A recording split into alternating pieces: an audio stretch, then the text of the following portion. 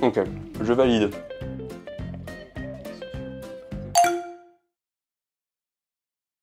Salut à vous les jeunes pousses, je suis trop content parce qu'on se retrouve pour faire une recette tous ensemble. C'est la première fois je pense que je vais filmer une recette avec ce setup. Du coup par avance, désolé si c'est pas parfait. Je verrai comment je fais le montage, s'il y a beaucoup de cuts ou pas. Il y a 3 caméras, donc il y a celle ici qui va vous présenter les ingrédients. Celle ici vous allez pouvoir voir en FaceTime. Et celle ici où vous allez pouvoir me voir à travers l'ordinateur parce qu'on va regarder une recette ensemble. Donc j'ai déjà commencé à chercher une petite recette de pâté végétalien sur ChatGPT. C'est ce que j'avais pas précisé, c'est que cette recette, on va la faire avec ChatGPT. J'ai trop hâte parce que c'est un logiciel, une application, je sais pas trop comment l'appeler. C'est une intelligence artificielle tout simplement, vous en avez peut-être déjà entendu parler. Si c'est pas le cas, c'est une intelligence artificielle que je vous invite à découvrir. Je vous mets le lien dans la description en dessous. Vous pouvez lui demander à peu près n'importe quoi. Par exemple ici, moi je lui ai demandé, vous allez pas voir parce que effectivement j'ai mal réglé, mais en gros je lui ai demandé est-ce que tu as une recette de pâté végétalienne? Et il m'a répondu voici une recette de pâté végétalien avec plein d'ingrédients. Sauf que moi ça m'intéressait de le faire avec des haricots rouges. Du coup je lui ai demandé avec des haricots rouges, ça donne quoi la recette? Et donc il m'a refait une recette avec les haricots rouges. Donc on va partir là-dessus, on va faire celle avec les haricots rouges. Je vois déjà qu'il y a des ingrédients que j'ai pas forcément, typiquement j'ai pas de tamari.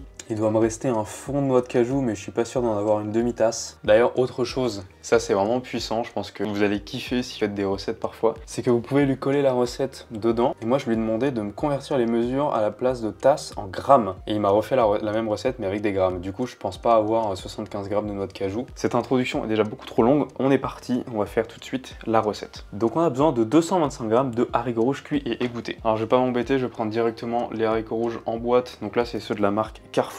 Il y en a exactement 250 grammes égouttés, donc c'est parfait. On va utiliser cette boîte. Ils disent d'utiliser un robot de cuisine. Alors je vais garder la planche pas très loin parce qu'il va falloir couper des petits légumes, notamment des petits oignons. Petit coup de thé, ça fait jamais de mal. Donc si on suit les instructions, ils disent dans un robot culinaire, mélanger les haricots rouges, les noix, les céréales et les oignons. Théoriquement, il faudra avoir fait tremper les noix, notamment les noix de cajou, mais là, ça va pas être le cas. Je sais pas ce que ça va donner, mais je vais utiliser cet énorme robot. Alors on va vider le jus. Bon, il y a quand même pas mal du liquide parce que j'ai pas réussi à bien les égoutter. Bon, c'est une première, on l'a fait ensemble la recette, on verra ce que ça donne. Ah oui, je précise, sur YouTube vous allez avoir la version cutée, mais sur la chaîne secondaire vous allez avoir la version en entière sans cut. Si ça vous intéresse de voir toutes les étapes, que ici je vais pas forcément détailler à 100%. Si vous voulez voir couper les oignons, si vous voulez voir tout en fait, l'envers du décor, il y aura une version cutée que vous voyez maintenant qui est sur YouTube et une version non cutée qui est aussi sur YouTube mais sur la chaîne secondaire. Donc je vous laisse aller voir ça. Si ça vous intéresse, je vous mets les liens ici dans la description, un petit peu partout. Donc on met ça, ensuite on va mettre les noix de cajou. Donc en noix de cajou, il me reste à peine ça. Je pense pas qu'il y en ait même pas 30 grammes. Je vais peser 42 grammes. Bon, on va tout mettre. Ensuite, les céréales, ils disent 75 grammes de céréales. Donc là, vous voyez pas évidemment parce que j'ai le robot devant. Je suis en train de peser, donc je vais mettre 75 grammes de céréales. Mais qu'est-ce que je vais pouvoir mettre? Ah, j'ai des petits crackers. Pareil, 75 grammes, j'en aurais pas. 14 grammes. Wouhou. Ah oui, j'ai fini mes flocons d'avoine avant de commencer la vidéo. Je vais regarder si j'en ai pas d'autres. Bah les amis, vous savez quoi? On va pouvoir voir un truc ensemble. C'est que là, j'ai plus de flocons d'avoine, donc je vais lui demander. Ah, est-ce qu'on a perdu la connexion avec ChatGPT? Dans le doute, je vais sauvegarder la recette et je vais relancer la page. Alors, ce qui m'intéressait, c'était juste... Ah, ouais, c'est ça. L'intérêt de ça, c'est donner de la texture. Et là, il vient me donner des idées. Alors, de la poudre de noix. Ah, mais j'ai de la farine de pistache qu'on m'a donné l'autre jour. Peut-être pouvoir me servir de la farine de pistache. Enfin, cela dit, ça va pas donner franchement de la texture. Je vais regarder si j'ai de la chapelure, tiens.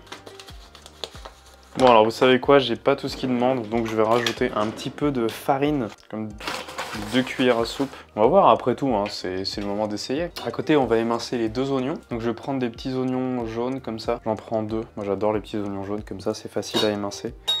Je vais vous montrer ici, je vais me mettre en grand. Je vais vous remontrer comment on émince un oignon. On coupe le bout, on enlève ce qui dépasse et on coupe l'autre bout, très légèrement. Ensuite, il faut un petit couteau de cuisine, petit couteau de chef, comme on dit, un petit couteau d'appoint. Là, on va venir faire des petites entailles pour enlever tout simplement la peau de l'oignon. Attention à pas vous couper quand même. Pour un couteau qui soit suffisamment aiguisé, mais pas trop non plus pour ce genre d'opération. Moi, je préfère mon gros couteau de cuisine pour couper. Donc, on le coupe en deux. Et là, je vois qu'il y a des petits morceaux qui commencent à moisir à l'intérieur. Donc, je vais devoir rogner un petit peu l'oignon pour aller enlever ces petites parties, vous voyez, qui commencent à moisir. Vous le voyez tout de suite parce que ça commence à devenir un petit peu marron. Et là, bah, en vrai, on n'a pas besoin de le couper trop parce que c'est le robot qui va s'en charger. Alors, je mets tout dans le robot. Hop, vous voyez, on le voit ici là que ça commence à moisir. Cette couche-là commence à moisir, donc je peux prendre la couche du dessus, qui est bien. Cette couche-là, je la prends pas et je prends la couche d'en dessous. Bon, en fait, je pensais vous montrer comment émincer un oignon, mais il n'y a pas besoin de l'émincer, donc c'est le robot qui va tout mixer.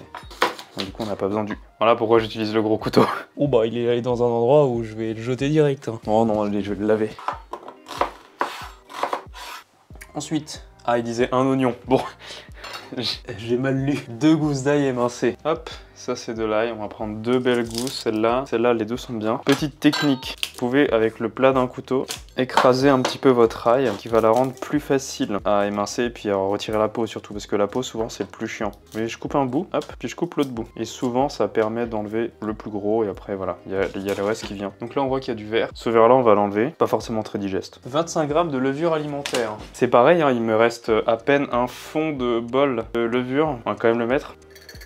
Ajoute à ma liste de courses des flocons d'avoine. Ajoute de la levure alimentaire à ma liste de courses. 25 g de sauce soja. Petite astuce par rapport à la sauce soja. Donc moi j'utilise celle-ci que je trouve en magasin bio. Il faut savoir que le prix au litre de celle-là, c'est peut-être 12 € le litre. Et la plupart des sauces soja que vous allez trouver dans le commerce, en grande surface majoritairement, elles vont plutôt se situer aux alentours de 15, 17, 20 € le litre. Rien que pour la sauce soja, ça vaut le coup des fois si vous allez au magasin bio de le prendre parce que c'est moins cher au litre. Et vous l'avez en format comme ça de... c'est quoi ça celui-là? 1,5 litre. Et vous avez le format de 1 litre qui du coup va vous coûter 9 €, parce que ça sera 9 € le litre, ou 10 € avec l'inflation peut-être. 25 g, bon 28, c'est pour donner du salé ça, du salé et de la couleur. 30 ml d'huile d'olive, c'est salé hein.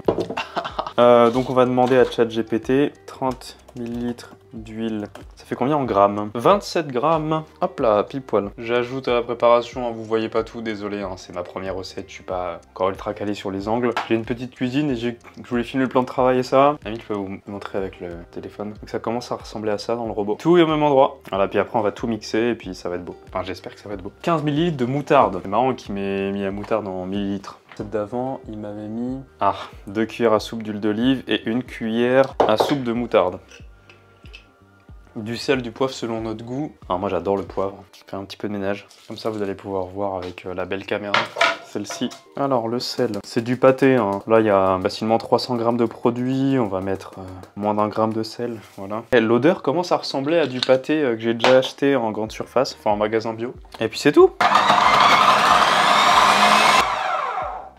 Pas mal du tout, hein. Ça a l'air un peu liquide quand même. On va pas se mentir, ça a l'air quand même pas mal liquide. Il va falloir peut-être que je rajoute un petit peu de farine pour redonner de la texture.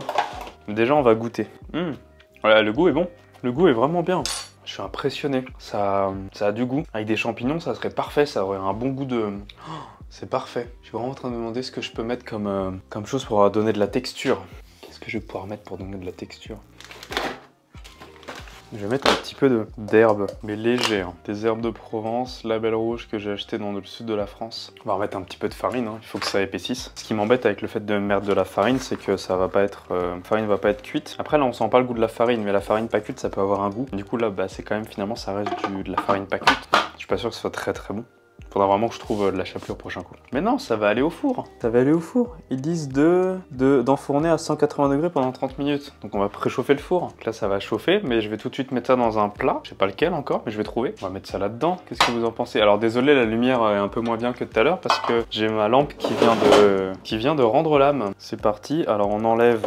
On prend ce qui est sûrement mon outil préféré, à savoir une maryse, parce que la maryse, je crois que j'en avais fait un TikTok, je suis pas sûr, hein, mais la maryse, ça permet de récupérer tout, je sais pas si vous voyez à l'écran, mais ça permet de venir récupérer tout ce qui serait resté collé sur les ustensiles, de venir ragrainer, comme on dit par chez moi, pour prendre le dernier grain, prendre vraiment tout dans un moule à cake graissé. On va faire ça avec la margarine. On va prendre la margarine de la marque Bessel, c'est l'équivalent de Fruits d'Or en France, il me semble. Bah c'est parti, on va beurrer. Hein. Bah voilà, ça me paraît bien là. Ah, je pense que ça va être incroyable. Après peut-être incroyable dans les deux sens, hein. Peut-être incroyable, incroyablement dégueulasse. On verra. Mais vu que c'est bon cru, ça peut que être bon cuit. Bon, cela dit, les haricots rouges sont déjà cuits. Donc voilà. Et qu'est-ce qu'on fait avant de finir? Eh ben on fait la vaisselle. Ça je vais pas le filmer, mais il faut faire la vaisselle parce que sinon après ça colle. Tout ce qui est là-dedans, après on galère à le récupérer. Du coup, on fait la vaisselle. C'est bon. Ah oui c'est bon. On va pas se mentir, c'est fameux. On va le mettre tout de suite parce qu'ils disent 30 minutes, mais bah même si c'est 35 minutes parce que c'était pas cuit, voilà. Minuteur, 30 minutes.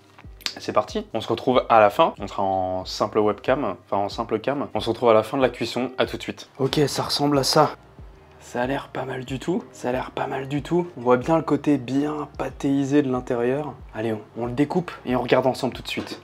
Ça a l'air vraiment sympa. On va prendre un couteau, on va regarder ce que ça donne. Ah, il y a vraiment le côté pâté là, qui est pas mal. Ça manquerait presque encore de 10 minutes de cuisson. On va goûter. C'est incroyable. Waouh, c'est d'une puissance. C'est bon. Le petit côté croûté pâté là. Ouais, c'est bon.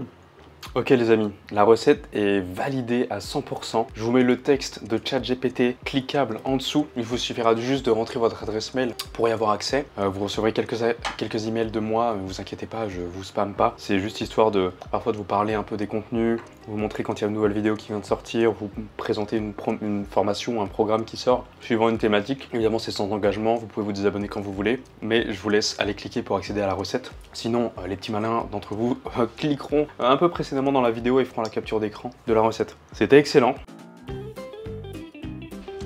Alors, on est le lendemain et le pâté a passé toute la nuit dans le frigo. Je vais vous montrer à quoi ça ressemble. Bon, j'ai déjà tapé un petit peu dedans. On a vraiment une vraie texture de pâté. Vous allez voir tout de suite quand je l'étale sur du pain. Sur un couteau, ça fait vraiment une vraie belle tranche de pâté. Regardez-moi sur du pain là. On dirait vraiment du pâté. Bon bah allez, il n'y a plus qu'à déguster la version froide.